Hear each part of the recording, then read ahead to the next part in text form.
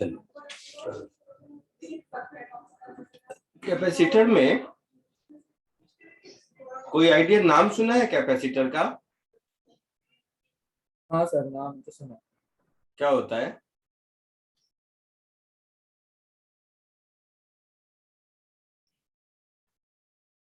Sir कुछ store करके रखता है करंट से, कुछ चार्ज स्टोर करता है। क्या स्टोर करता है? चार्ज या करंट कुछ सर याद नहीं। चार्ज स्टोर करता है। बैटरी फिर क्या करता है? सर बैटरी तो sir, potential capacitor. Difference create करते हैं। सर वो फैन में डालते हैं ना कैपेसिटर, वो हाँ, सिलेंड्रिकल रहता है। देखा है फैन और में? वो इलेक्ट्रिक करंट को हाँ, इवनली हाँ सर, देखा तो है। डिस्ट्रीब्यूट करता है। अच्छा, फैन में ही बता दो जरा सा दिमाग लगा के कि अगर कैपेसिटर नहीं होता वहां पर तो क्या दिक्कत हो जाती? तो सर इलेक्ट्रिक करंट के फ्लक्चुएशन की वजह से फैन का स्पीड अपने आप कम ज्यादा होता रहता। तो इलेक्ट्रिक करंट कैपेसिटर फ्लक्चुएट करता है क्या घर में? नहीं सर, कभी अगर हो जाए तो कैपेसिटर उसको एनर्जी स्टोर करके इक्वल करंट भेजता है। जैसे आपके घर में ट्यूबलाइट है अगर या बल्ब है, अगर आपके हिसाब से देखा जाए तो उसमें भी फ्लक्चुएट होता होगा, बट उसमें कहाँ कैपेसिटर है जो दिक्कत हो रही है?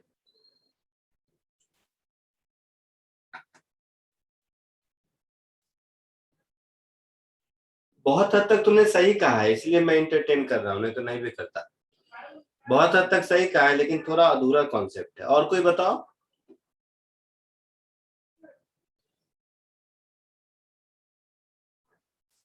पहला तो चीज, शायद से कैपेसिटर मैग्नेटिक फ्लक्स क्रिएट करता है। नहीं नहीं नहीं नहीं, नहीं वो सब वो इंडक्टर का काम है वो सब। कैपेसिटर क्या करता है, मैं एक समझाने की कोशिश करता हूँ। तो फैन में तो सिलिंड्रिकल देखा होगा, एक उजला रंग का रहता है। Yes sir. बहुत सारे इलेक्ट्रिकल इक्विपमेंट में रहता है। देखो ऑब्जर्व करो कि फैन का जब हम स्विच ऑन करते हैं तो वो धीरे धीरे अपना स्पीड पकड़ता है। हाँ हाँ यस। और जब ऑफ करते हैं तो भी वो धीरे धीरे बंद होता है। वो गाड़ी के जैसा नहीं कि ब्रेक लगाया तो रुक गया। हाँ सर। हाँ सर। Yes sir. तो या ठीक उल्टा, स्विच ऑन करते और फास्ट हो जाता, ये भी नहीं होता है। अगर ऐसा हो तो क्या होगा, मान लो स्विच ऑन किया और फाइनल स्पीड पे, तो इससे क्या होता है, दिक्कत हो जाएगी।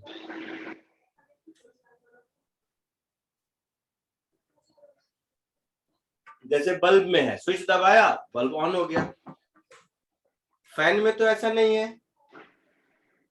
हाँ सर। अगर फैन में भी ऐसा हो तो दिक्कत क्या होगी कि तो सर ऐसा हो सकता है कि उसको इनिशियल मोमेंट देने के लिए कैपेसिटर यूज होता है। हाँ मैं बताता हूँ 2 मिनट। तो उसमें होता क्या है कि अगर ये तुरंत ऑन हो गया, स्विच ऑन करते ही फैन फुल स्पीड में, तो तुम्हें नहीं लगता है मैकेनिकल डैमेज होगा? Yes sir. या स्विच ऑफ करते ही सडनली रुक जाए, फिर मैकेनिकल डैमेज होगा? हाँ सर। हाँ सर। मतलब जो भी प्रोसेस है इसमें मुझे ये ख्याल रखना होगा कि जब हम पावर ऑफ करते हैं तो उस इलेक्ट्रिकल इंस्ट्रूमेंट तक, दैट इज फैन तक, पावर स्लोली डिक्रीज करे, या जब हम ऑन करते हैं तो करंट ग्रेजुअली बिल्ड अप हो 0 टू मैक्सिमम, तब जाके फैन का स्मूथ फंक्शनिंग होगा। ये काम करने के लिए उसमें कैपेसिटर होता है। फैन में ही नहीं, ऑलमोस्ट हर इक्विपमेंट में कैपेसिटर किसी न किसी फॉर्म में रहता है। जैसे तुम लोग लैपटॉप का चार्जर देखे हो? Yes sir. सर अंदर से नहीं। हाँ, लैपटॉप के चार्जर में वो जो बड़ा सा पार्ट होता है हेवी सा, जहाँ दोनों साइड से वायर कनेक्ट होते हैं, रहता है ना? Yes sir. लोकल लैंग्वेज में उसको कंडेंसर कहते हैं। कंडेंसर कैपेसिटर एक ही है, तो दुकान वाले लोग कंडेंसर यूज करते हैं इसे। तो देखोगे जब स्विच ऑफ करोगे फिर भी उसमें ग्रीन लाइट जलती रहती है, मार्क किया है? थोड़े टाइम के लिए। हाँ सर, वो आराम से हाँ सर। वो आराम से बंद होता है 10 मिनट के बाद, हाँ सर। है ना? तो वो उसके अंदर आपका पावर कट होने के बाद भी उसमें रेसिड्यूअल करंट रहता है, मतलब चार्ज का फ्लो रहता है जो ग्रेजुअली 0 होता है। तो ये जो काम है ना, यही काम कैपेसिटर का है, ठीक है। ये एक्चुअल प्रैक्टिकल बताया, थ्योरेटिकली तो ठीक है सीखेंगे, प्रैक्टिकली ये काम कैपेसिटर का है। तो first thing, capacitor is used to store charge. Thumb rule जो बोलता हूं एकदम मान लो, capacitor is used to store charge, हाँ Yes. number one. Number two, the reason is as and when any kind of power is cut off, तो वो उस स्टोर्ड चार्ज से थोड़ी देर तक सर्किट को ड्राइव कर सकता है, ठीक है। हाँ सर। इसका रीजन क्या है, क्यों इसकी जरूरत है? तो देयर आर सेवरल इलेक्ट्रिकल या इलेक्ट्रॉनिक इक्विपमेंट्स, जैसे हमारा कंप्यूटर ही है मान लो, लैपटॉप में तो चलो बैटरी होती है, बट बैटरी हटा दो तो फिर भी एसी पर चलता ही है ना लैपटॉप। हाँ सर। उसमें अगर एब्रप्टली पावर ऑफ हो जाए तो ऑपरेशनल दिक्कत तो होगी ही, बहुत कुछ सेव्ड है, अनसेव्ड है, ऐसा है वैसा है। तो बीच में मुझे कंडेंसर चाहिए जो थोड़ी देर तक कम से कम उस सिस्टम को रोल आउट किए रखे।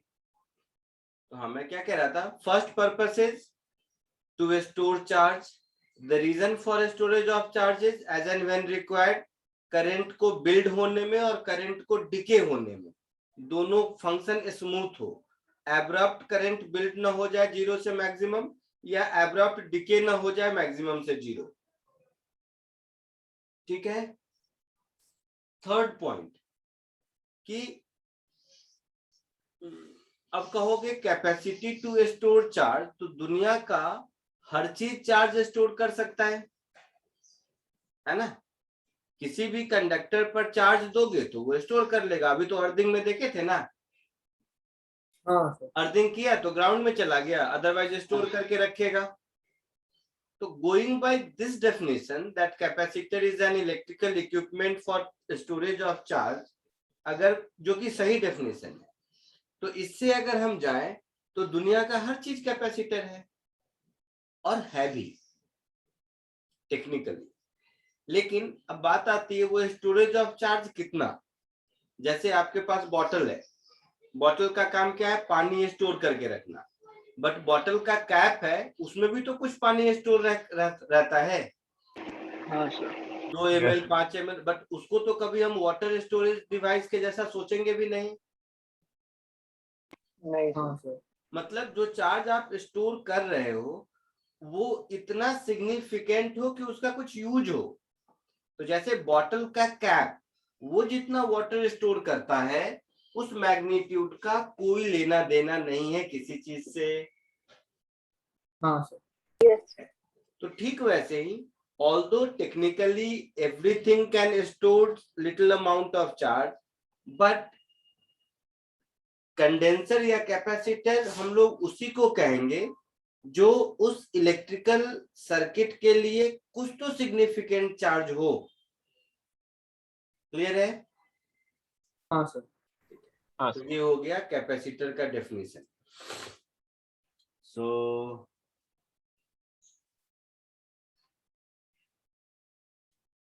it is used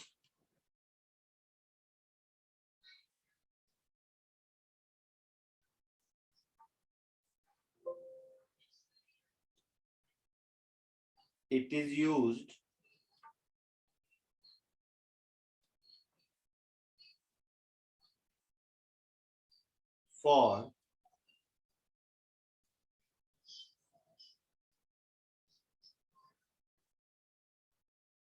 storage of charge।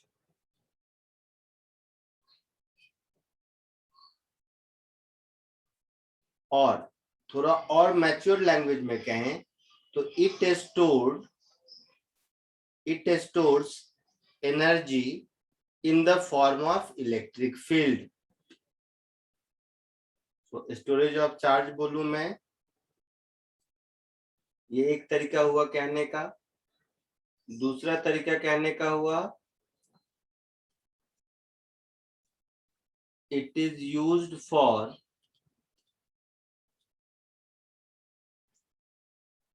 storing electrostatic energy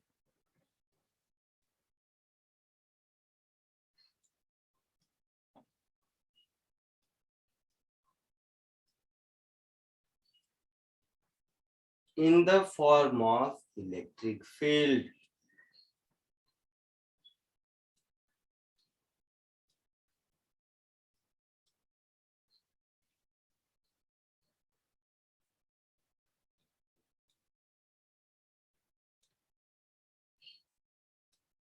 कोई दिक्कत यहां तक? नहीं। नहीं सर। अब कितना चार्ज स्टोर करेगा? अभी हम लोग एनर्जी, ये थोड़ा सा मतलब एडवांस बोलो या रिलेटेड कॉन्सेप्ट है, अभी हम लोग फोकस करते हैं चार्ज स्टोर करने पर, फिर एनर्जी भी आज ही सीखेंगे। तो कौन सा कैपेसिटर कितना चार्ज स्टोर करेगा, उस हिसाब से हम बोलेंगे उसकी कैपेसिटी कितनी है।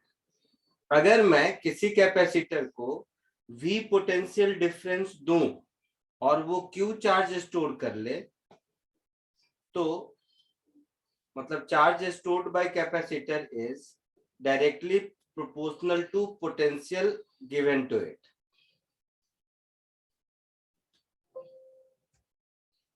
So Q is proportional to V.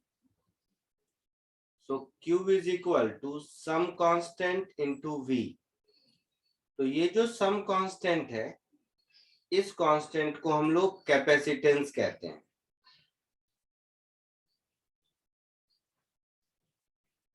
इस कैपेसिटर को हम लोग कैपेसिटेंस कहते हैं। I mean, इस प्रोपोर्शनलिटी कांस्टेंट को हम लोग कैपेसिटेंस कहते हैं। अब खुद सोचो, जिसका कैपेसिटेंस जितना ज्यादा होगा, चार्ज स्टोरेज कैपेसिटी उतनी ज्यादा होगी, है ना? मतलब 1 वोल्ट पोटेंशियल डिफरेंस पर अगर ऐसे देखा जाए तो 1 वोल्ट पोटेंशियल डिफरेंस पर जितना चार्ज स्टोर होता है, उसको हम लोग उस कैपेसिटर का कैपेसिटेंस कहते हैं। यही मीनिंग निकल के आया। तो जितना कैपेसिटेंस होगा, हम बोलेंगे उसकी उतनी चार्ज स्टोर करने की कैपेसिटी है। ये जो कैपेसिटेंस है, इसका स्टैंडर्ड यूनिट फैराड होता है, माइकल फैराडे के नाम पर है। सो इसका यूनिट, इसका यूनिट देखने में कूलम्ब पर वोल्ट लगता है ना? हाँ हाँ, कूलम। तो इसका ऐसा यूनिट है कूलम्ब पर वोल्ट।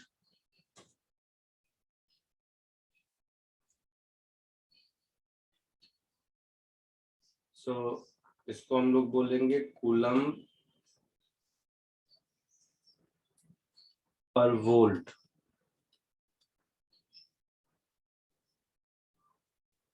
और इसी कूलम्ब पर वोल्ट को हम लोग फैराड कहते हैं। ये हो गया कूलम्ब पर वोल्ट, जिसको कि हम लोग फैराड कहते हैं, कैपिटल F से रिप्रेजेंट करते हैं। ठीक है। और ये जो कहानी है कि Q is proportional to V, इसको हम लोग बोलते हैं प्रिंसिपल ऑफ कैपेसिटेंस या लॉ ऑफ कैपेसिटेंस भी लोग बोल देते हैं।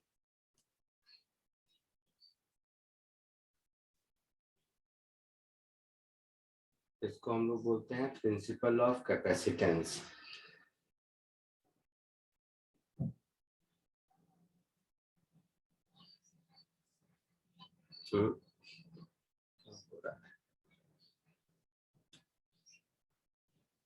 इसको हम लोग बोलेंगे प्रिंसिपल ऑफ कैपेसिटेंस। अब किसका कैपेसिटेंस कितना ज्यादा होगा या कम होगा, ये डिपेंड करता है दो बातों पर। फर्स्ट, ज्योमेट्री,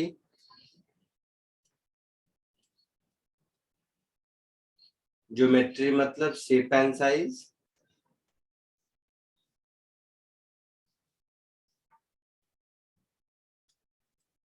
और दूसरा डिपेंड करता है मीडियम पर। दूसरा डिपेंड करता है परमिएबिलिटी ऑफ मीडियम पर।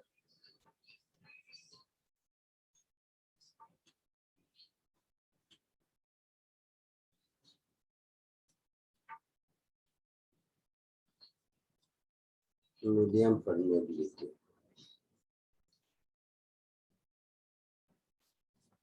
कोई दिक्कत यहाँ तक? नहीं पक्का? इतना पहले जल्दी से कॉपी कर लो, फिर आगे बढ़ते हैं। तुम लोग ऑब्जर्व कर रहे हो कि बीच में वीडियो बहुत बार अटक रहा है। Yes sir. ठीक है, देखता हूँ। जल्दी से कॉपी कर लीजिए 2 मिनट में।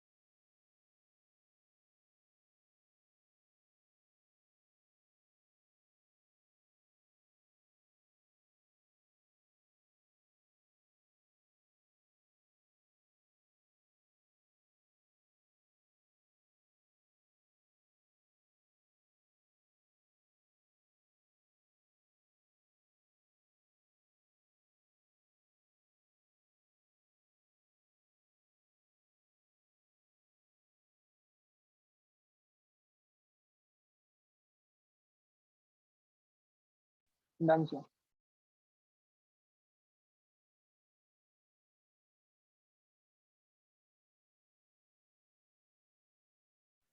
आगे बढ़े।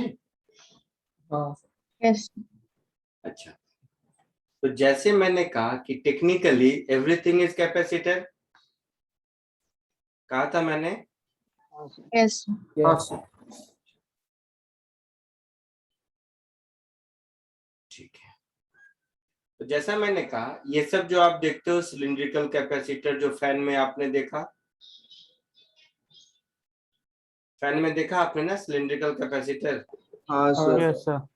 इसी तरह के बहुत सारे कैपेसिटर होते हैं, बट किसी भी शेप साइज का कैपेसिटर हो, फंडामेंटल प्रिंसिपल वही है। ठीक है, तो ऑल दो based on shape size capacitor कुछ भी हो सकता है, तो अलग अलग नाम भी मिलेंगे आपको, cylindrical capacitor, spherical capacitor, parallel plate capacitor, even wire capacitor, कुछ भी हो सकता है। लेकिन थ्योरी पढ़ने के पॉइंट ऑफ व्यू से हम लोग पैरेलल प्लेट कैपेसिटर पढ़ते हैं, क्योंकि उसके थ्रू फंडामेंटल प्रिंसिपल को समझना आसान है। बाकी में क्या है, ज्योमेट्री का चेंज है। अगर कैपेसिटेंस आपको पता है तो सेम थ्योरी अप्लाई होगी जो हम लोग पैरेलल प्लेट के लिए पढ़ेंगे, इररिस्पेक्टिव ऑफ कि वो स्फेरिकल है, सिलिंड्रिकल है, वायर कैपेसिटर है, कुछ भी है। इसीलिए आप जेई के सिलेबस में देखेंगे तो सिलेबस में क्लैरिटी से लिखा हुआ है पैरेलल प्लेट कैपेसिटर। ठीक है, तो इंट्रोडक्शन पॉइंट ऑफ व्यू से मैं आपको हर शेप साइज के कैपेसिटर का कैपेसिटेंस निकालना सिखा दूंगा, आप निकाल भी लेंगे। बट ये याद रखिए कि प्रॉब्लम्स जो आएंगे वो पैरेलल प्लेट कैपेसिटर के ही आएंगे। तो आगे हम जो भी calculation based problem solving technique या कुछ भी पढ़ेंगे, वो सब पैरेलल प्लेट कैपेसिटर का ही होगा। ठीक है, यस। हाँ यस सर। तो सबसे पहला फंडामेंटल मुझे ये बताइए,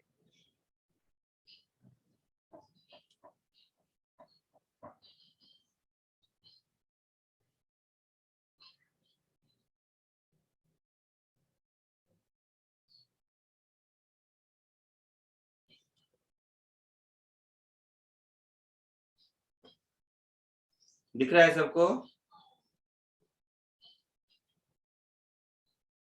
बोलो। Yes, sir. बताओ जल्दी से, 2 मिनट का काम है।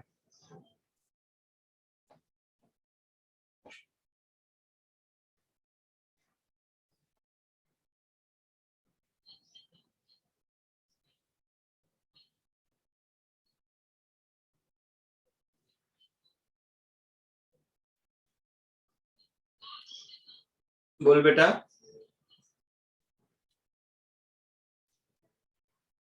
ये आइसोलेटेड स्फेरिकल कंडक्टर है। हाँ सर। तो ये आइसोलेटेड स्फेरिकल कंडक्टर है, मतलब कुछ भी हम चार्ज देंगे तो ऐसा रहेगा। यस। तो कुछ भी चार्ज दिया, क्यू चार्ज है इस पर, इसका रेडियस मान लो आर है। चार्ज नहीं देते तो इसका पोटेंशियल 0 होता। हाँ सर। हाँ सर। तो चार्ज देने के बाद पोटेंशियल क्या हो गया, Q upon 4 pi epsilon naught r. Yes. So Q is equal to 4 pi epsilon naught r into V। तो ये जो टर्म है यही C है। R by. Yes sir. हाँ सर। तो कोई आपसे पूछे capacitance of isolated spherical conductor, तो हमारा आंसर होगा C is 4 pi epsilon naught r. आया समझ में? Yes sir. यस। तो ये क्वेश्चन मैंने इसलिए दिया जस्ट आपके दिमाग में ये बैठाने को कि दुनिया में हर चीज कैपेसिटर है, क्योंकि कुछ ना कुछ चार्ज होल्डिंग कैपेसिटी सबकी होती है, but technically as a capacitor हम लोग इसको कहीं यूज नहीं करते हैं। आगे बढ़ो। Yes sir.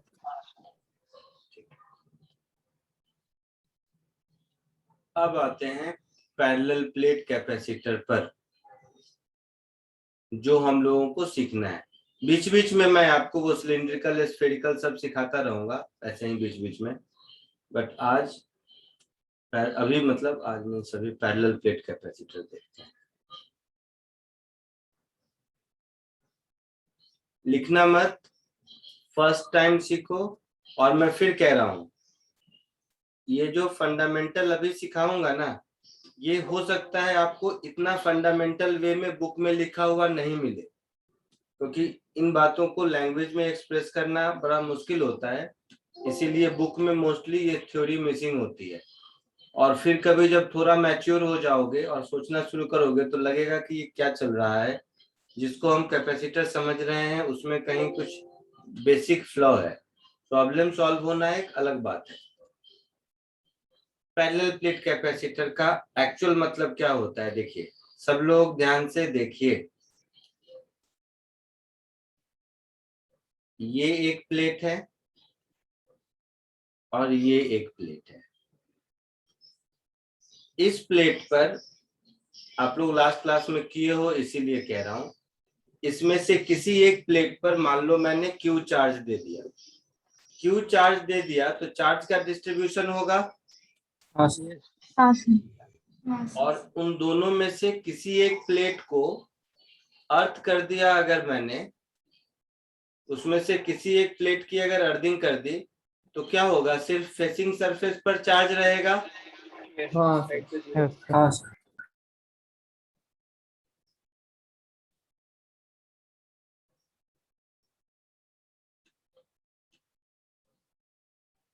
तो इस पर चार्ज जितना पॉजिटिव रहेगा, जितना मैंने चार्ज दिया है, तो हमने तो चार्ज प्लस क्यू ही दिया है और ये ऐसा बन गया। और इसमें क्या होता है कि ये अर्थिंग किया हुआ है तभी ऐसा होगा, है ना? हाँ सर, वरना नहीं। हाँ सर। अगर अर्थिंग नहीं होगा तो ये स्ट्रक्चर बनेगा ही नहीं, चार्ज का डिस्ट्रीब्यूशन। तो मैं क्यों कहा कि बुक में इसकी थ्योरी नहीं मिलेगी, क्योंकि बुक में अर्थिंग नहीं पढ़ाने की वजह से वो करते नहीं है और सीधे आपको एक दो प्लेट और दोनों प्लेट के फेसिंग सरफेस पर चार्ज है, ऐसा एक डायग्राम ड्रॉ करके बोल देते हैं और कहते हैं ये कैपेसिटर है। ठीक है, तो जब हम एक कैपेसिटर बोलते हैं उसका ये मतलब होता है। समझे मेरी बात? हाँ सर। बुक के डायग्राम में मैं फिर कह रहा हूं, आपको सिर्फ ऐसा मिलेगा, ये एक प्लेट है, ये एक दूसरा प्लेट है, इस पर सामने में यहाँ पर प्लस चार्ज लिख देगा और दूसरे के फेसिंग सरफेस पर उतना ही माइनस चार्ज लिख देगा और कहेगा कि ये पैरेलल प्लेट कैपेसिटर है। एक्चुअल में उसका हिडन एजम्पशन है कि उसमें एक अर्थिंग किया हुआ है, अदरवाइज ऐसा डिस्ट्रीब्यूशन पॉसिबल ही नहीं है। तो ये एक कैपेसिटर होगा जो बुक का डायग्राम है।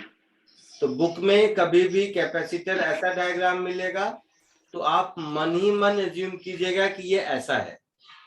क्लियर? यस। अब देखो, बुक में ऐसा रहता है, तो बुक में ऐसा क्यों गलत रहता है? मतलब इसको, ये एक्चुअल में ये गलत नहीं है क्या कि इसी बात को जब मैं ऐसे लिख दूंगा, ध्यान से देखिएगा जरा सा, तो अभी जो डायग्राम बना रहा हूं ये और इसके ऊपर अर्थिंग वाला, ये दोनों डायग्राम सेम ही है। ये एक, मान लो मैंने बैटरी लगा दिया यहाँ पर,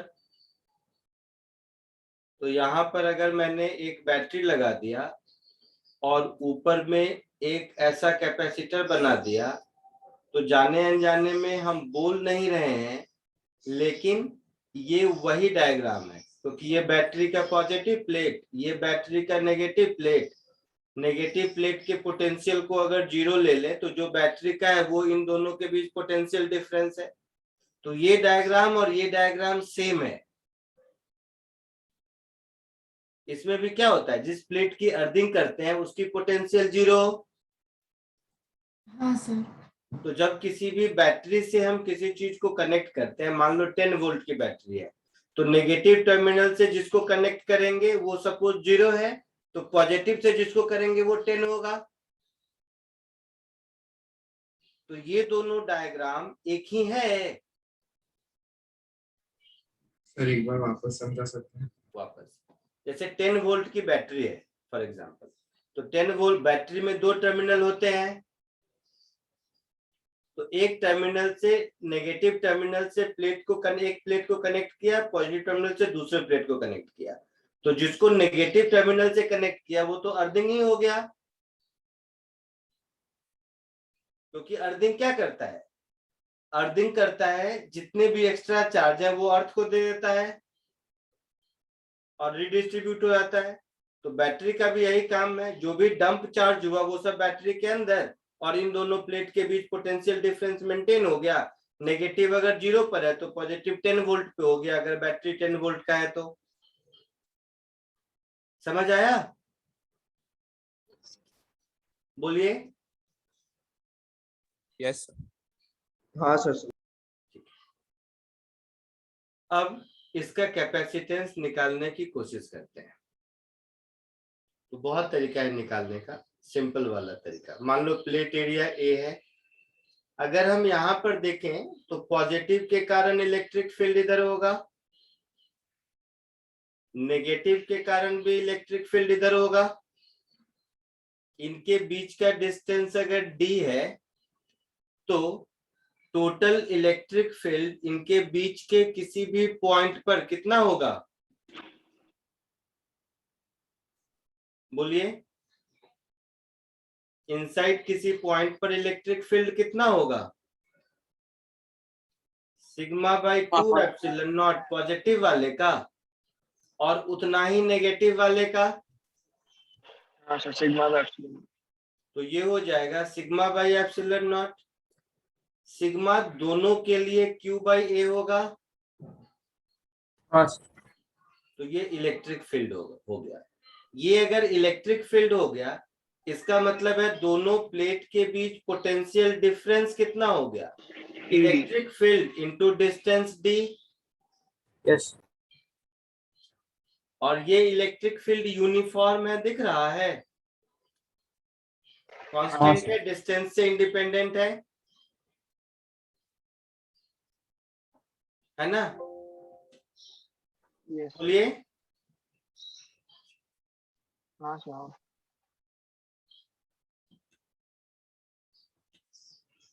So Q upon epsilon naught A D is delta V.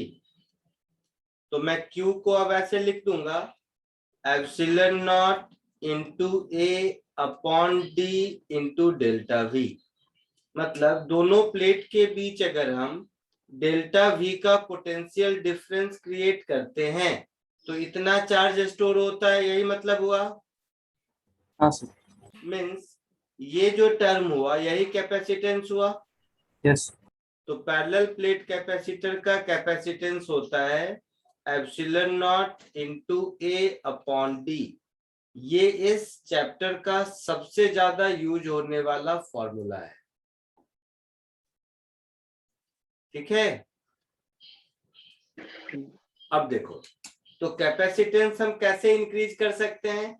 तो प्लेट एरिया बढ़ा के इंक्रीज कर सकते हैं, दोनों प्लेट के बीच सेपरेशन डिक्रीज करके इंक्रीज कर सकते हैं, या दोनों के बीच का मीडियम चेंज करके इंक्रीज कर सकते हैं। तीन ही बात हो सकती है। हाँ अब प्लेट एरिया बढ़ाने का लिमिटेशन है, क्योंकि जिस इलेक्ट्रिकल इक्विपमेंट के अंदर आप इसको आपको फिट करना है उसके तो अपने डायमेंशंस होंगे ना। Yes yes sir. जैसे एक छोटे से हाँ, फैन सर। के लिए मुझे बहुत बड़ा प्लेट एरिया का मैंने कैपेसिटर बना दिया, काम तो अच्छा करेगा बट उसको मुझे उसके साथ साथ कैरी करना पड़ेगा। हाँ तो प्लेट एरिया का लिमिटेशन है, दोनों के बीच के सेपरेशन का लिमिटेशन है। सेपरेशन कुछ भी हो टच तो नहीं करना चाहिए, कुछ गैप रहना ही चाहिए। तो इस प्रैक्टिकल पॉइंट ऑफ व्यू से पैरेलल प्लेट कैपेसिटर का डेफिनेशन ऐसा मिलता है कि two identical conductors separating each other by a minimum distance is called a parallel plate capacitor. तो इस डेफिनेशन का लॉजिक समझ में आया? Two parallel plate facing each other separated by minimum distance is called a capacitor. हाँ Clear है? Sir. हाँ sir. हाँ तो सर। इस डेफिनेशन से बुक में भी रहता है, एक्चुअल मीनिंग समझ नहीं आता कि ऐसा क्यों, ज्यादा सेपरेशन होगा तो कैपेसिटर नहीं है क्या? है, तब भी कैपेसिटर है, लेकिन उसकी यूटिलिटी कम है क्योंकि चार्ज होल्डिंग कैपेसिटी कम हो जाती है ना। So practically hence two conducting plates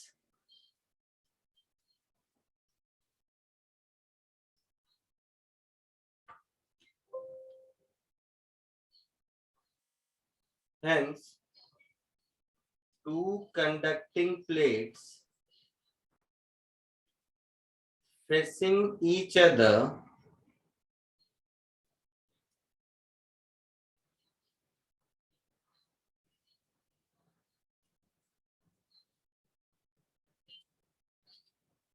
separated by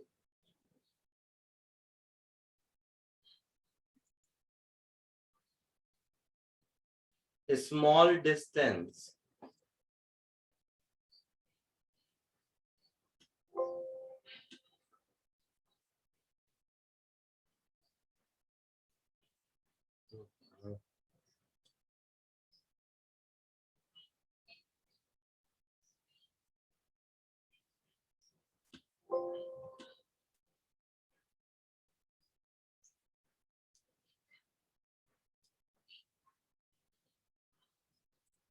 is called a parallel plate capacitor. कोई दिक्कत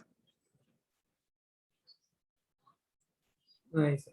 नहीं, और वो सब की जरूरत नहीं है। प्लेट एरिया ज्यादा होगा तो कैपेसिटेंस ज्यादा होगा, सेपरेशन कम होगा तो कैपेसिटेंस ज्यादा होगा, इनके बीच अगर डाइलेक्ट्रिक डाल देंगे तो कैपेसिटी इंक्रीज कर जाएगी।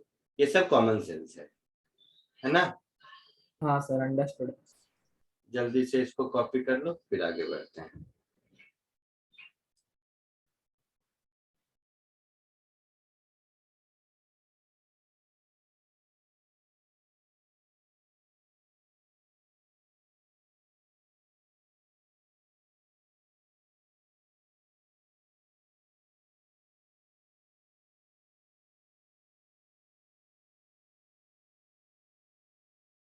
सो ऊपर को भी कॉपी करना होगा।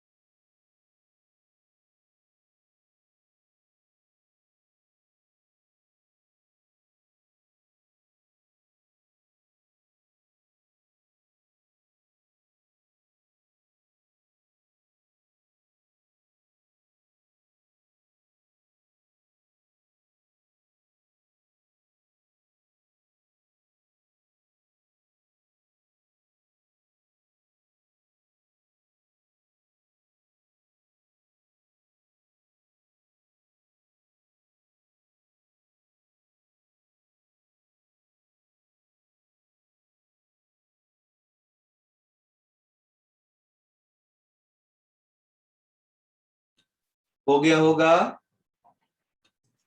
हाँ सर। हाँ सर।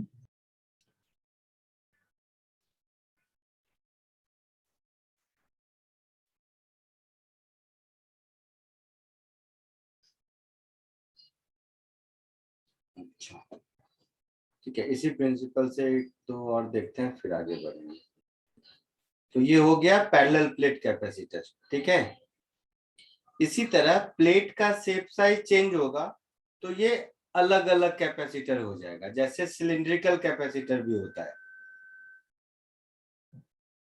स्फेरिकल कैपेसिटर भी होता है। आइसोलेटेड स्फेयर जो अभी किया था वो अलग चीज है, और स्फेरिकल कैपेसिटर अलग चीज है, ठीक है। So next is spherical capacitor. इसी मेथड से तुम लोग खुद ही सबका कैपेसिटेंस निकाल लोगे। So next is spherical capacitor.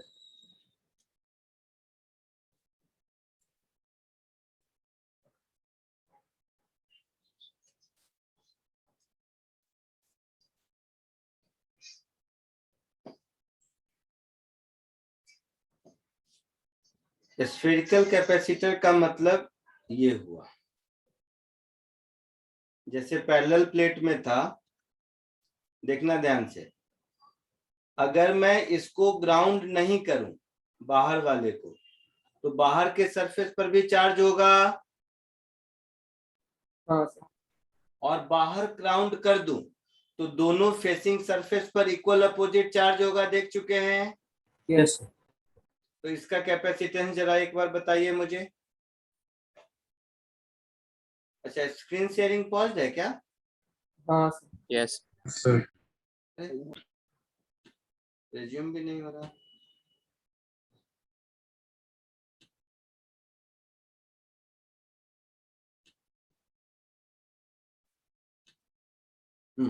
अभी दिख रहा है?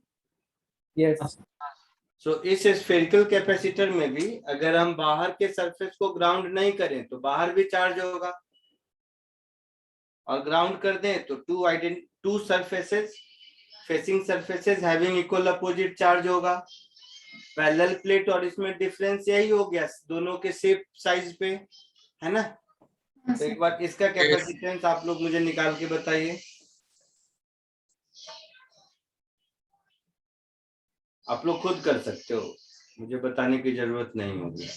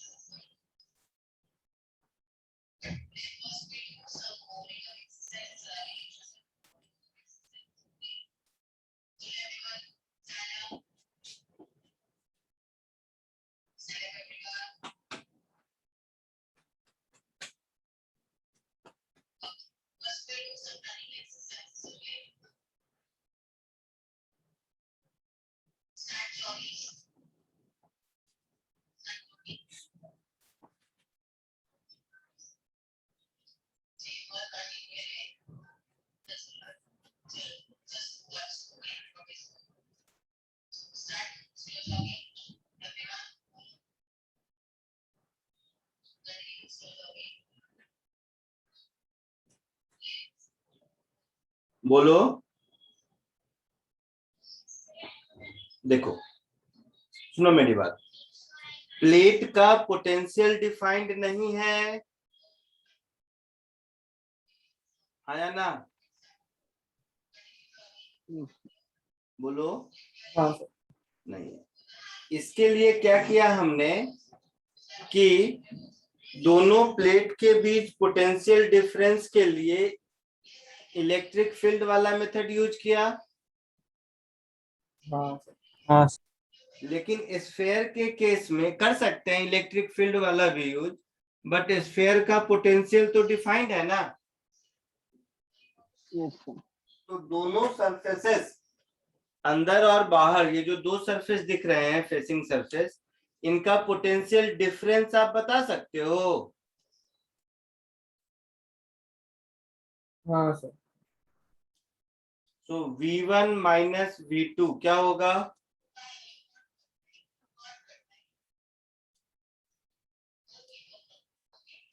V1 तो हो जाएगा KQ by A. A minus के क्यू बाई बी, हाँ सर, और V2 में दोनों भी आ जाए। और V2 तो 0 हो गया ना, हाँ तो 0। प्लस क्यू माइनस क्यू मिला के बोलो, या अर्थिंग है तो ऐसे ही बोल दो। यस। हाँ आई बात समझ में? हाँ सर। तो मैं इसको ऐसे बोल सकता हूं कि यहाँ पर पोटेंशियल डिफरेंस इज के मतलब 1/4πε0 into 1/a minus 1/b into q. तो क्यू आपको दिख रहा होगा 4π AB upon b minus a into delta v। दिखा ऐसा? Into epsilon. हाँ हाँ, इंटू एप्सिलॉन नॉट होगा ऊपर में।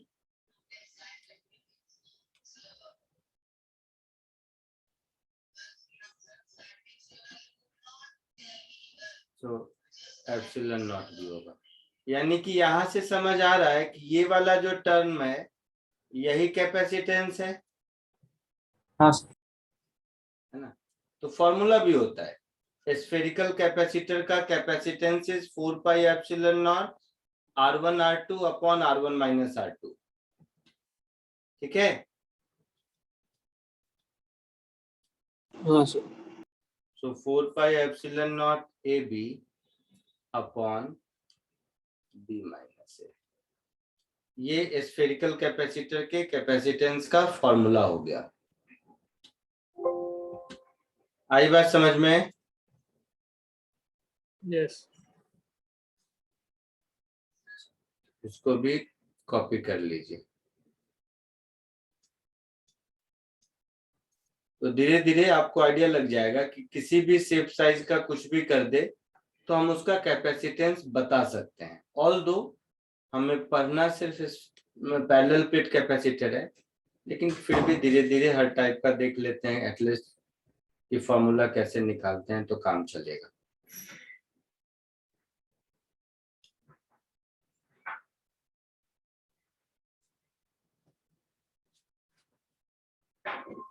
आगे बढ़े।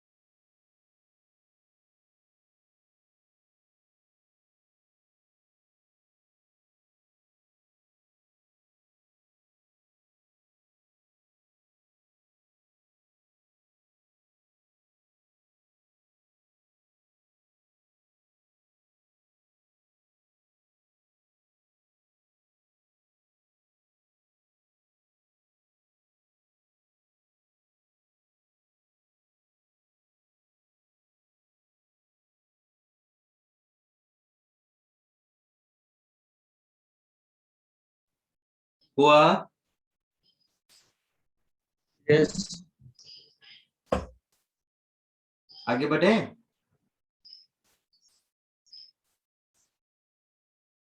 आगे बढ़ूं? Yes, sir. Yes, sir. Yes. ऐसा ही एक और ले लो, सिलिंड्रिकल कैपेसिटर, जो आप फैन में देखते हो।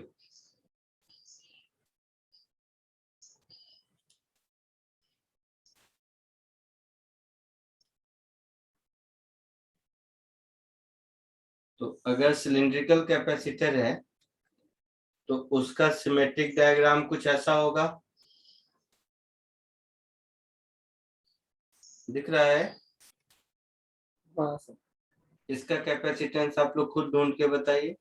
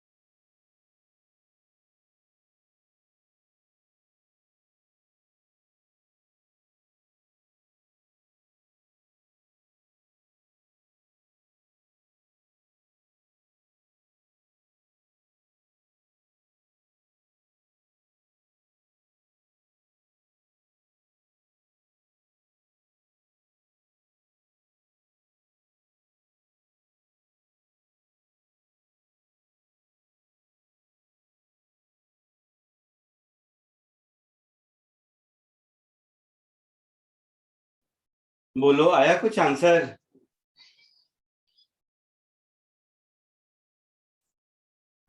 बोलो।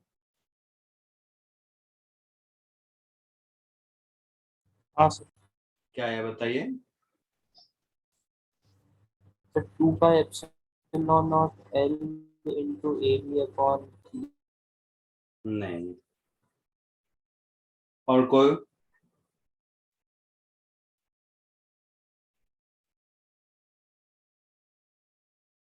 देखिए, अब जैसे स्फेयर का पोटेंशियल मालूम है, बट सिलेंडर का पोटेंशियल तो नहीं मालूम है। हाँ सर। नहीं मालूम है, तो इन दोनों सिलेंडर के बीच किसी भी पॉइंट पर इलेक्ट्रिक फील्ड कितना होगा? तो वही सिलिंड्रिकल गॉसियन सरफेस बनाया, r डिस्टेंस पर टोटल चार्ज इंक्लोज्ड निकाला, इलेक्ट्रिक फील्ड निकाला, जो पहले भी किया था। तो electric field at point P अगर देखें, ध्यान से देखना, electric field into 2 pi r l is equal to q enclosed upon epsilon naught. ये वाला लाइन समझ में आया? Yes. तो इस केस में क्यू इनक्लोज्ड पूरा क्यू होगा ऐसा। तो मेरा इलेक्ट्रिक फील्ड क्या हो गया? Q upon 2 pi epsilon naught L into R। तो ये डिस्टेंस का फंक्शन हो गया।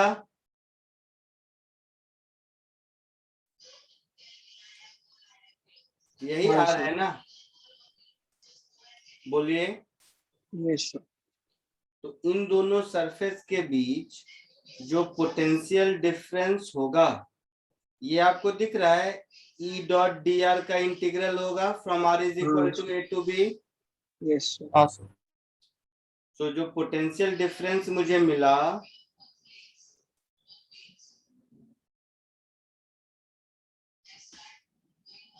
ये पोटेंशियल डिफरेंस हो गया Q अपॉन 4 नहीं 2 sorry, Q upon 2 pi epsilon naught L dr upon R का integral from A to B, ऐसा बोल सकते हैं? बोलिए। हाँ सर। So finally मेरा potential difference between two surfaces will become Q upon 4 pi epsilon naught L ln of B by A होगा? बोलो। So delta Q will be equal to, ये 4 2 नहीं, pi। हाँ 2 होगा।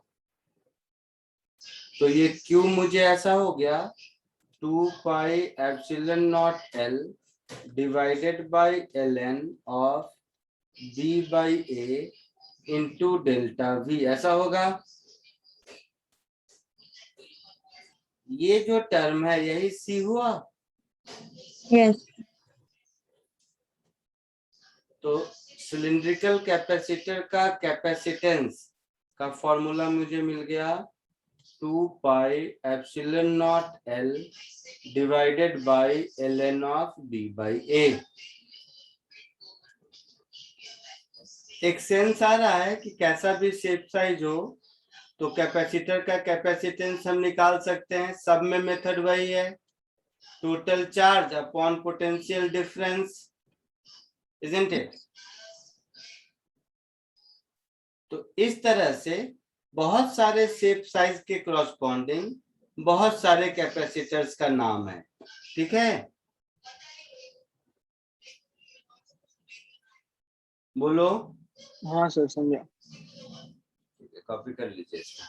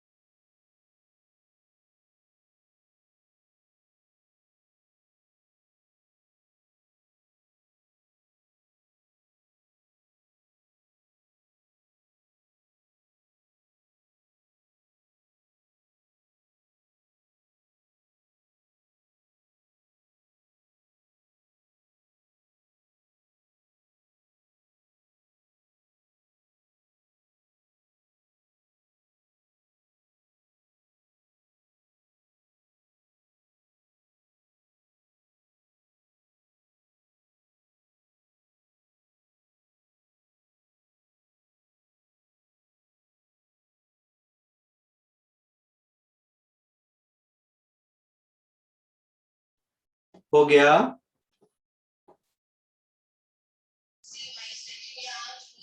हो गया सबका? Yes, sir. हाँ सर। अरे हो जाए तो बोल दिया करो।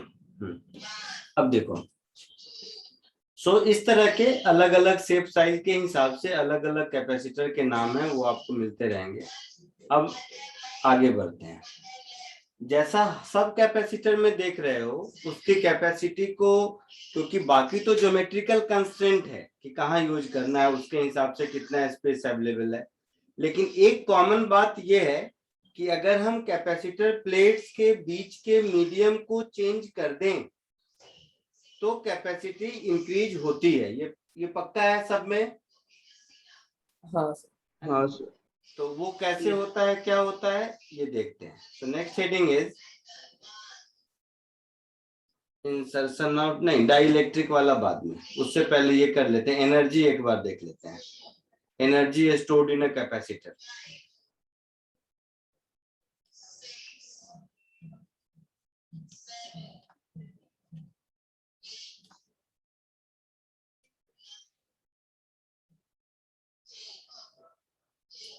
Energy stored in a capacitor.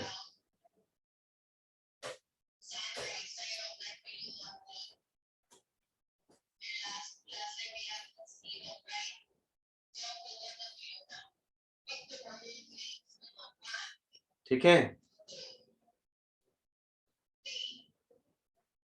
Energy stored समझो। बहुत तरह का तरीका है बताने का,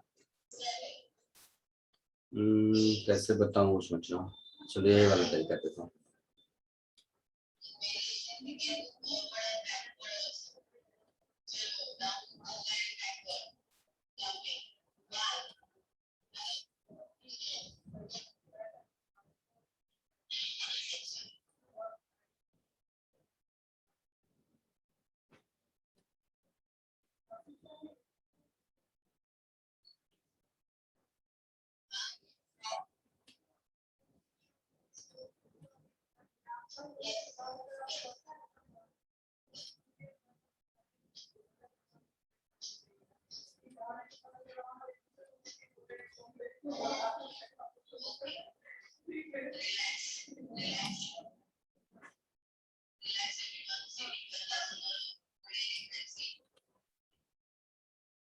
देखो,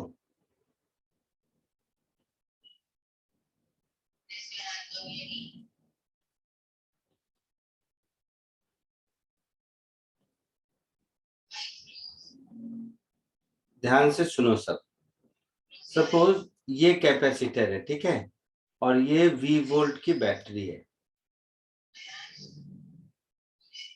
तो अगर इसका कैपेसिटेंस C है तो इस पर टोटल चार्ज कितना होगा? सी। टोटल चार्ज इस पर C इंटू V आएगा। इसमें तो कोई डाउट नहीं। No sir. No, sir. अब समझना, किसी इंस्टेंट पर इस पर चार्ज मान लो स्मॉल q डिपॉजिट हुआ। सो फर्दर dq डिपॉजिट अगर होगा तो उसको इस कैपेसिटर के अक्रॉस जो पोटेंशियल डिफरेंस है उसके अगेंस्ट वर्क करना पड़ेगा। हाँ सर। जैसे मेथड समझो, एक स्फेयर है, उस स्फेयर पर चार्ज 1 कूलम्ब डाला तो कुछ पोटेंशियल आया। अब फर्दर 1 कूलम्ब और डालेंगे तो कुछ वर्क होगा। हाँ सर। इसी का एक कंटिन्यूअस प्रोसेस जो है वही एनर्जी स्टोर्ड होता है। हाँ सर। तो मान लो small q amount of charge deposited है and it is being charge. जब इस पर चार्ज C इंटू V आ जाएगा फिर चार्जिंग प्रोसेस बंद हो जाएगा। हाँ सर। कैपेसिटर के अक्रॉस पोटेंशियल डिफरेंस और बैटरी के अक्रॉस पोटेंशियल डिफरेंस मैच हो जाएगा, फिर कोई चार्ज नहीं होगा। हाँ sir. So at any instant, I mean t is equal to 0 पर initially charge on the capacitor was 0। किसी टाइम t पर इंस्टेंटेनियसली मान लो चार्ज q है, तो फर्दर dq चार्ज डिपॉजिट करने में जो वर्क डन होगा उसको मैं क्या लिखूंगा, dq इनटू इन दोनों प्लेट के बीच जो पोटेंशियल डिफरेंस है वो आया ना। हाँ सर। Yes, sir. सो मैं इसको लिख दूंगा dq इंटू डेल्टा v को लिख देता हूं q बाई सी, है ना। Yes so 1 by c q dq is dw। तो अगर मैं इसको दोनों ओर इंटीग्रेट कर दूं तो कुछ ऐसा होगा, 1 by c integral q dq from 0 to any capital Q, जहां तक भी चार्ज हुआ हो।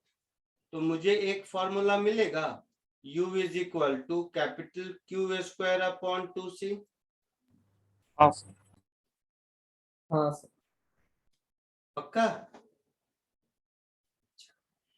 इसी केस में ध्यान से अगर देखोगे तो Q को अगर C भी लिख दोगे तो यही फॉर्मूला मिल जाएगा, हाफ CV स्क्वायर। हाँ sir. Yes, sir. But in दोनों फॉर्मूले के यूज में बहुत डिफरेंस है। देखने में पता नहीं चलता है, लगता है दोनों एक है, दोनों एक नहीं है। दोनों एक कैसे नहीं है, जरा इसको समझने की कोशिश करो। मैं जो कहता हूं सिर्फ सुनो। मान लो बैटरी से जो चार्ज हो रहा है कैपेसिटर, उसको मैं कुछ देर के बाद डिस्कनेक्ट कर दिया, तो वो उस पर मैक्सिमम चार्ज CV हुआ होगा, जरूरी थोड़ा ना है। समझ हाँ रहे सर हो? वो तो उसको के लिए So हाँ, so in that case, energy is Q square upon 2C only, not half CV square, yes sir. है ना। But if it has been charged for a long time और मैक्सिमम चार्ज डिपॉजिटेड है और charging का process खत्म हो चुका है और बैटरी कनेक्टेड है, तब हाफ CV स्क्वायर। हाँ सर समझा। Otherwise, both formula are interconvertible if V is not the voltage of battery rather than potential difference across capacitor plate। अगर दोनों फॉर्मूले को इंटरचेंजेबली यूज करना है तो हाफ CV स्क्वायर वाले फॉर्मूले में V is not the battery का potential, V is the potential difference across capacitor plate. हाँ सर। तो Yes, फिर sir. Yes, sir. तो फाइनली आपको 3 चीजें याद रखनी है। Number 1, we should be in a habit to apply energy as Q square by 2C when charge on capacitor is given, right? Second, we should be in a habit to apply U is equal to half CV square when capacitor is connected to a battery. Or number 3, we can use any one of these two, but make sure that in formula half CV square, V is the potential difference across capacitor plate, not that of the battery. Because unless you are not sure that this capacitor is charged to its fullest, हम half CV square तो नहीं बोल पाएंगे। हाँ sir समझा। Yes, sir. हाँ sir. तो ये कंफ्यूजन बहुत लोगों को रहता है और बहुत बार गलती भी हो जाती है। तो मेरे हिसाब से मैं ये नहीं बोलूंगा कि ये थ्योरी है, बट ये मेरा ऑब्जर्वेशन है। मेरे हिसाब से ये रूल बना लीजिए कि व्हेन, ये मेरे हिसाब से रूल है, when capacitor is having charge Q on it, then we should use U is equal to Q square by 2C, right? Then we should use U is equal to Q square by 2C. Clear है? हाँ sir. Yes. then we should use u is equal to q square by 2c.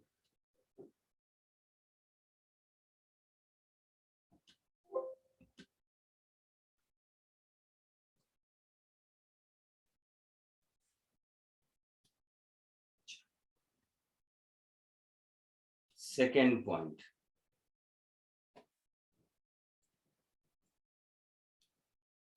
when capacitor is connected to a battery of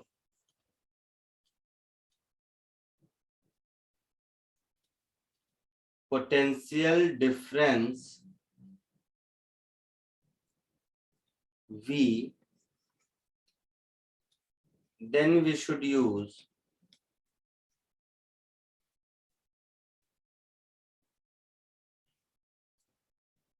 U is equal to half CV square. कोई doubt यहां तक? No, sir.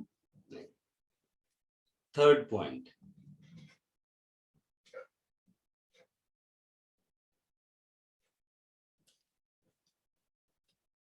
we can use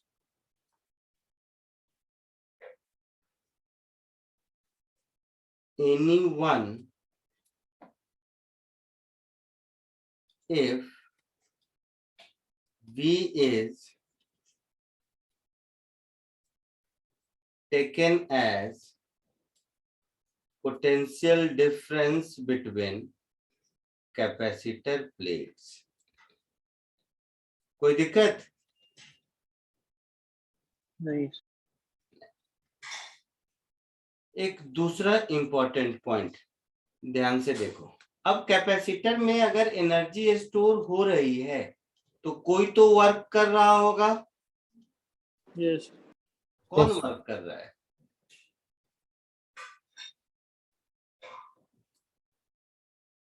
तो battery battery work कर रहा है। Battery का नाम होता है इलेक्ट्रोमोटिव फोर्स, ईएमएफ उसी को बोलते हैं ना। हाँ सर। हाँ सर। हाँ मतलब वो चार्ज पर फोर्स लगाता है, ऐसा कुछ रहता है। तो अगर दोनों बैटरी के बीच पोटेंशियल डिफरेंस V है, दोनों बैटरी के प्लेट के बीच, दोनों बैटरी के प्लेट के बीच अगर पोटेंशियल डिफरेंस V है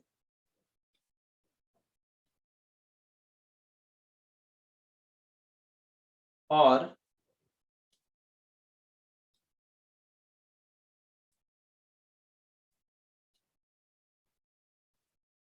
Q चार्ज इधर से फ्लो हुआ मान लो, जस्ट एज एन एग्जांपल, तो work done by the battery क्या बोलेंगे?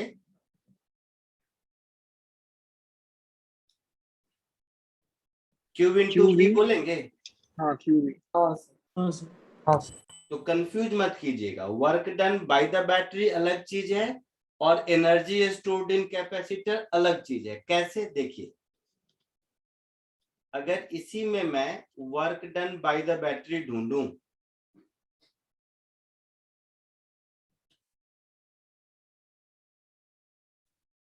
Work done by the battery,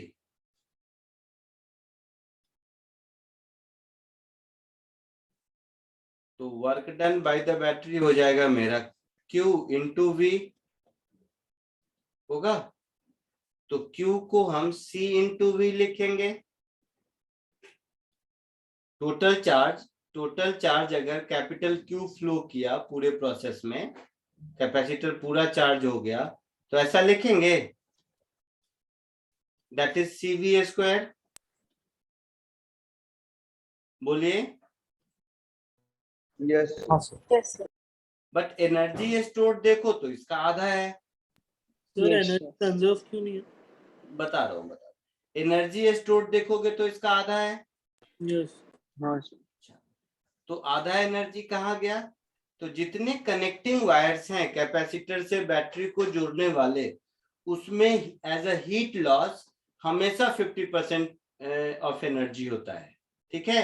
50% बहुत ज्यादा है। हाँ बहुत ज्यादा है। सर तो पर हमें फिर वो वायर के लेंथ के साथ चेंज नहीं होता। नहीं नहीं, हाँ बोलो, कोई कुछ बोल रहा है। तो कोई वायर के साथ चेंज नहीं होता कितना लॉस होगा? नहीं चेंज होता है, इसलिए तो पढ़ते हैं। तो और ये कैसे? आपके सामने प्रूफ है ना। हाँ सर प्रूफ तो है। प्रूफ तो है सर। हाँ हाँ, सो हेंस मतलब आप कोई भी वायर लगा लो लॉस सेम ही हो। बिल्कुल 50% ऑफ वर्क डन। लेकिन ये तुम अब इसको रूल मत बना दो, क्योंकि इसी को समझाने के लिए क्वेश्चन देता हूं। ये तो इसमें हुआ जिसमें कि एक बैटरी है, एक कैपेसिटर है और कुछ नहीं है, और बैटरी पहले से अनचार्ज है, और बैटरी अपने बराबर पूरा चार्ज हुआ है, तब जाके ये कंडीशन है। अदरवाइज हमेशा मतलब इसको यूज कर सकते हैं, बट उसके लिए थोड़ा सा देखना पड़ेगा कि कैसा सीन है। तो 2-3 क्वेश्चन कराता हूं तो आपको आइडिया लग जाएगा। But yes, 50% of work done by the battery is stored as energy inside capacitor. तो इसमें ये अज्यूम किया कि कैपेसिटर पूरा चार्ज हो गया है। हाँ, इसमें हमने अज्यूम किया है कि कैपेसिटर पूरा चार्ज हो गया है। सर अगर 2 कैपेसिटर है तो क्या करेंगे? देखेंगे ना, तुरंत क्यों घबरा रहे हो? अभी तो शुरू किया है, आज 2, 3, 4 सब देखेंगे, अभी ही देखेंगे हो सकता है। So hence 50% of work done by the battery is stored as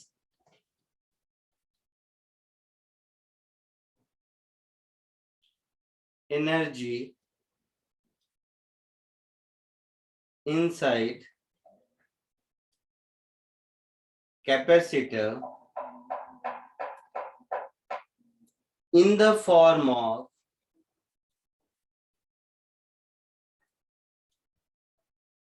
electric field, है ना? कोई डाउट बोलो, आवाज आ रही है? Yes, sir. हाँ हाँ सर।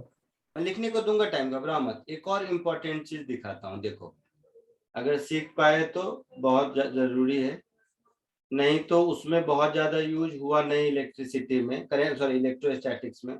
और उसमें मैंने कहा था कि ये थंब रूल है, अगर इसको सही से यूज कर पाते हो तो। मैंने आप लोगों को बताया था इलेक्ट्रोस्टैटिक एनर्जी में energy density as half epsilon naught e square. नहीं सर, आज ही सुना है।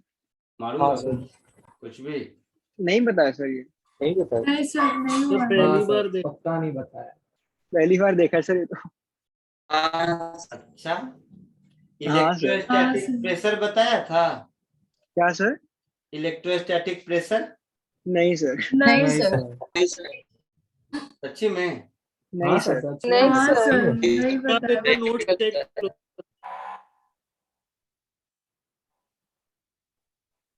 आज तो आपने वर्डिंग ही पढ़ाया था बस। हाँ सर क्वेश्चन था end में। एक मिनट मिस कर गया मैं, फिर शायद देख लेते हैं वैसे अभी। इसमें तो theory of Electrostatic conductor. pressure भी नहीं उसके पहले बताया theory था? of conductors। नहीं सर। नहीं सर। ठीक है, मैं बता दूंगा, मुझे याद करा देना, मैं बता दूंगा या कोशिश करता हूँ आज ही। ठीक है, वो तब तो फिर इसको अब लिख दिया हूँ तो रहने दो। सर आप लिख दो फिर नेक्स्ट क्लास समझ लो। हाँ हाँ हाँ, ये एक फॉर्मूला है।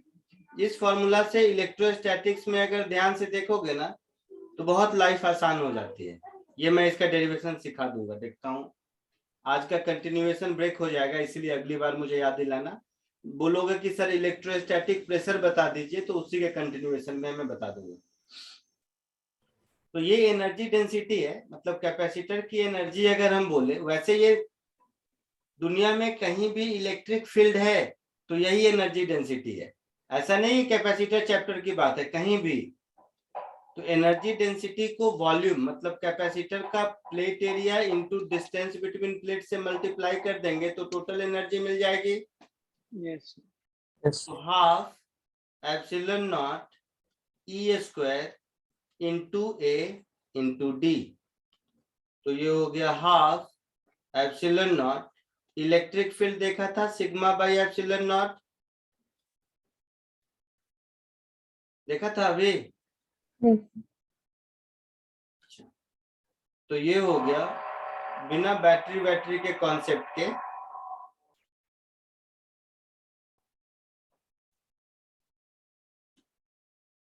क्योंकि अभी तो वर्क डन बाय बैटरी के हिसाब से बताया था मैंने ना थोड़ी देर पहले। सो ये हो गया हाफ एप्सिलॉन नॉट, सिग्मा को मैं Q बाई ए लिख देता हूं,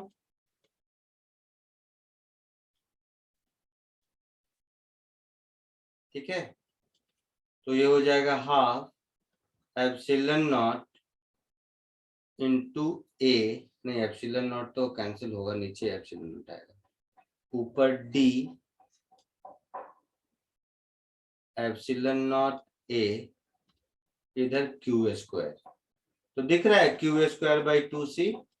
हाँ सर। तो energy density means energy of electric field, उससे भी प्रूव कर सकते हैं, और बैटरी वाले चार्जिंग प्रोसेस से तो प्रूव करके दिखाया ही। क्लियर है?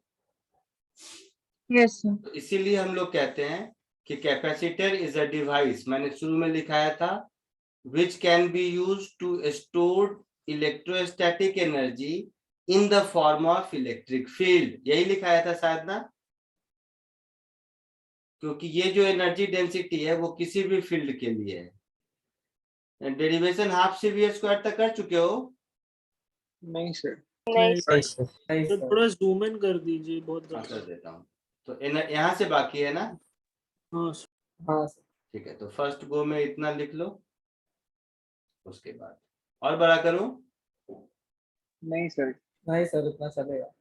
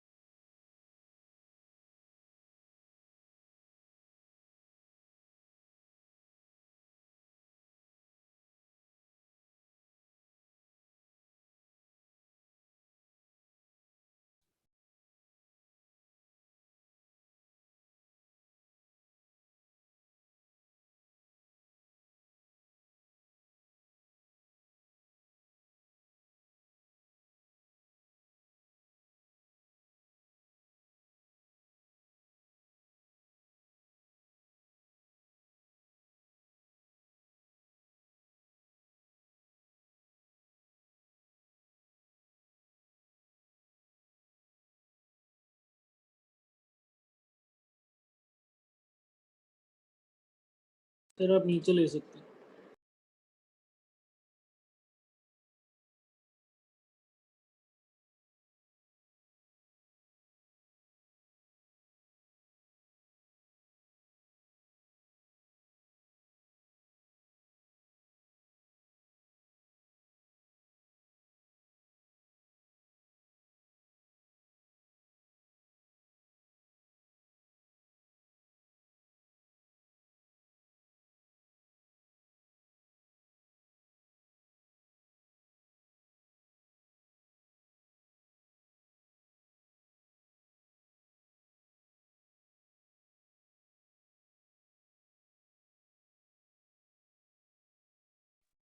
Done, sir.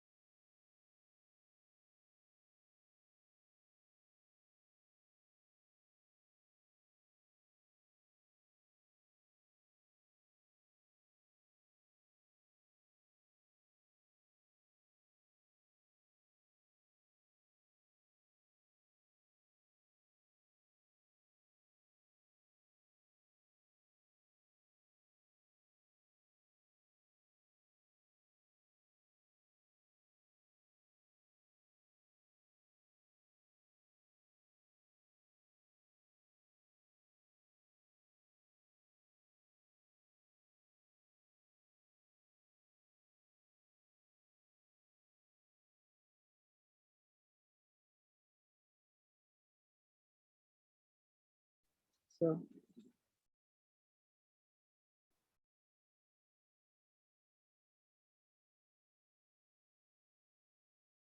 Done, sir.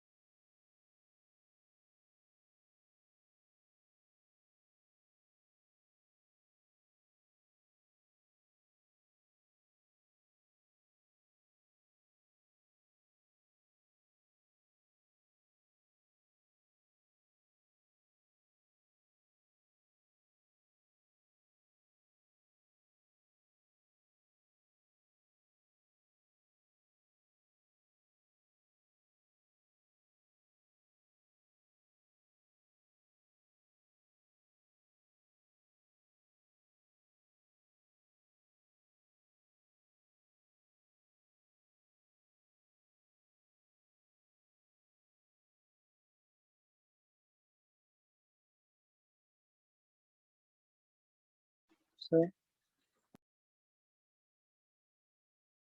बोलो।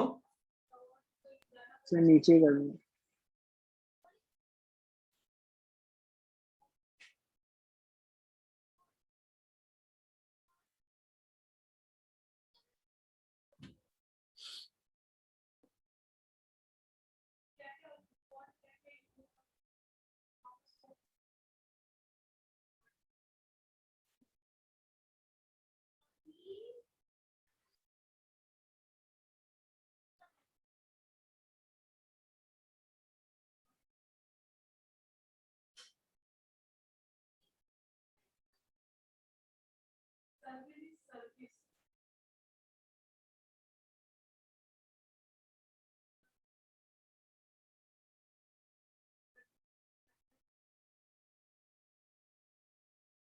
सब में बैडमिंटन, टीटी सब में होता है।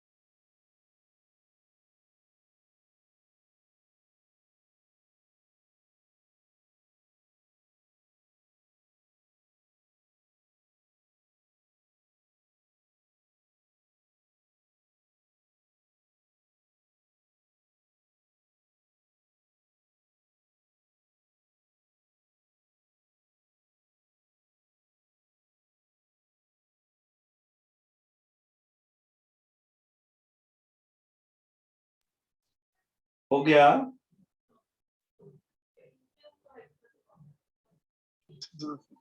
हो गया? हाँ सर हो गया। हाँ सर। आगे बढ़े? यस। ठीक है, एक जल्दी से मुझे ये क्वेश्चन करके दिखाओ। दिखा? हाँ सर। हाँ सर देख।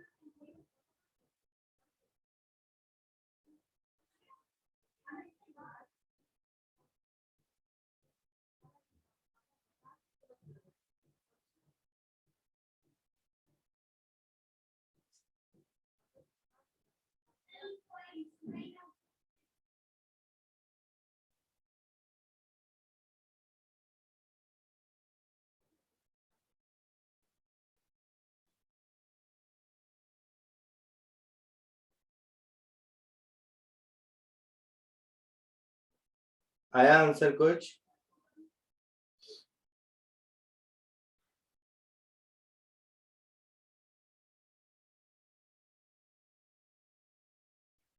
बोलो।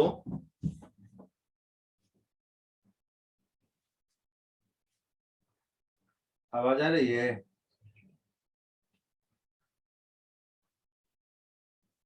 आवाज आ रही है? Yes sir. हाँ सर। हाँ, ठीक है।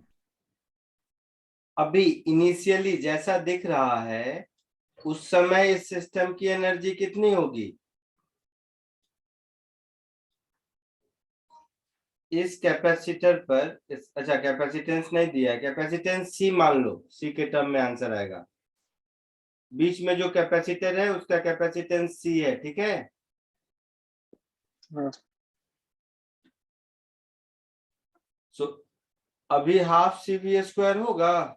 हाँ सर। हाँ sir.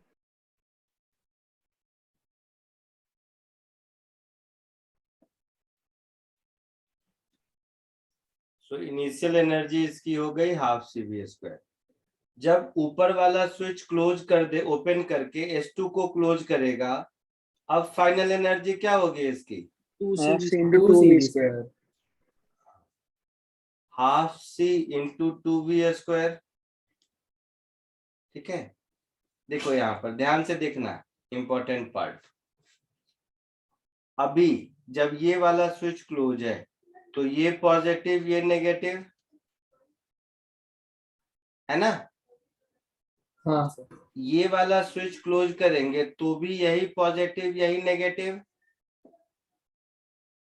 Yes sir. Yes, sir. पहले इस पर चार्ज कितना रहा होगा? C into V। अब इस पर चार्ज कितना चला गया होगा? 2CV। 2 CV। Yes. इसका मतलब ये हुआ कि नीचे वाले बैटरी से कितना चार्ज लिया? CV. CV। CV। तो वर्क डन बाय बैटरी क्या हुआ?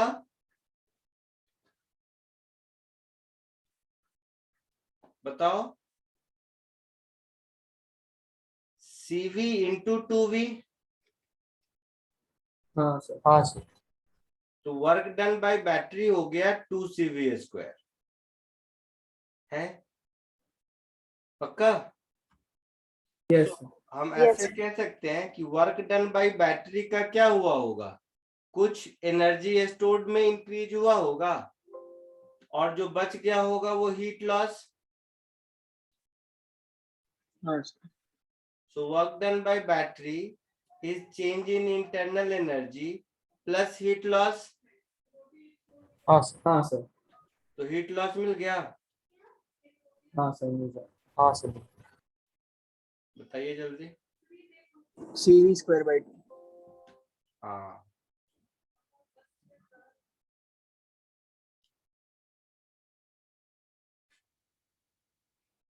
तो वर्क डन में बैटरी कैसे निकला, एक बार वापस बताइए। बैटरी 2 वोल्ट के बैटरी से कितना चार्ज फ्लो किया? तो CV किया। CV किया। तो बैटरी 2 वोल्ट का है और CV चार्ज फ्लो किया। इसका क्या मतलब है? वर्क डन बाय बैटरी कितना होगा? CV हाँ इंटू 2 वोल्ट। यस।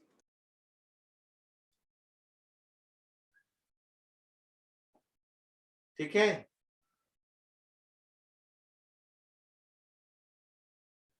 ठीक है। Yes sir. ठीक है, चलो आज के लिए इतना ही, नेक्स्ट लेक्चर में मिलते हैं। Thank you sir. Bye sir. Bye. Thank you sir. Thank you, sir.